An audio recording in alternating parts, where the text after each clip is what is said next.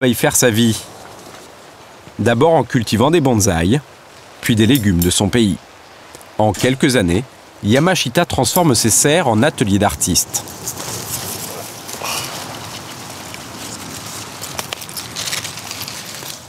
Quand on taillait les bonsaïs, on pense toujours la forme et la taille finie.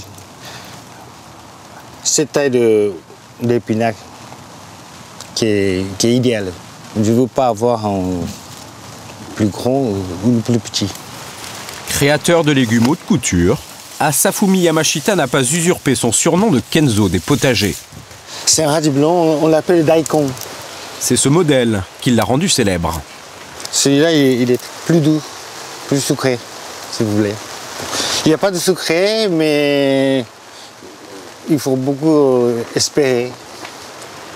Et de l'amour? L'amour, oui. C'est comme un enfant, si vous voulez. Yamashita est fier de nous montrer la liste des restaurateurs qui s'arrachent ces légumes uniques en France. À Pierre-Gagnère, Tour d'Argent, Kitchen Galerie. Guido Guido, c'est mon copain japonais.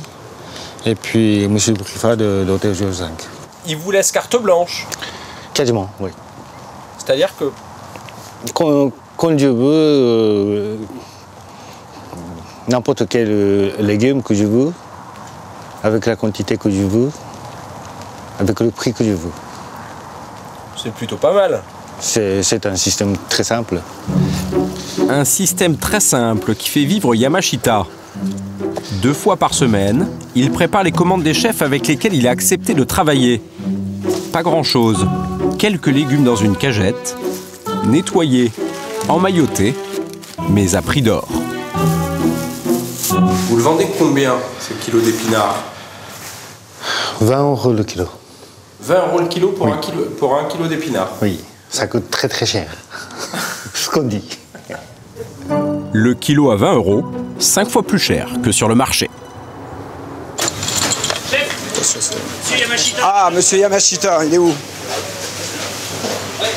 Qu'est-ce qui nous amène de bien? Bonjour monsieur Yamashita. Vous allez bien? Oui, bah oui, ça va bien.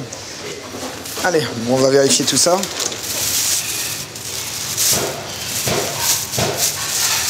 Ah oui, il nous amène ça en compte-gouttes. Hein. Il faut goûter quoi. Là, ça s'explique même plus après. Hein. Bon là, monsieur Yamashita, oui, c'est un joaillier des légumes, ça c'est clair. Là, c'est de la haute couture. Souvent, il m'amène des trucs, je sais même pas trop. Il me dit, tiens, j'ai ça en ce moment. Là, c'est pareil. Ça a des saveurs, ça a des goûts. Quand vous la respectez, la nature vous le rend. Et là c'est le cas.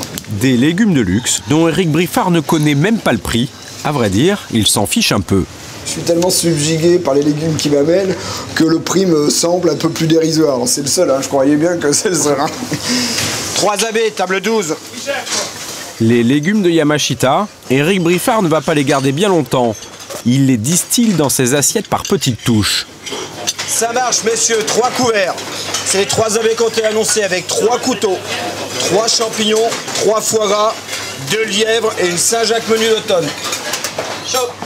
Donc là, on a une expression très fraîche des légumes avec le kabocha de chez Yamashita, le même kabocha qui est frit. Donc on va jouer sur 2 textures. Plus petit la barquette, c'est pas celle-là. Là, il y a du radis râpé, cru. Là, il y a un petit champignon, une asperge, des petits oignons, de l'aubergine de chez Monsieur Thiebaud et les petits épinards au fond qui sont de chez Monsieur Yamashita.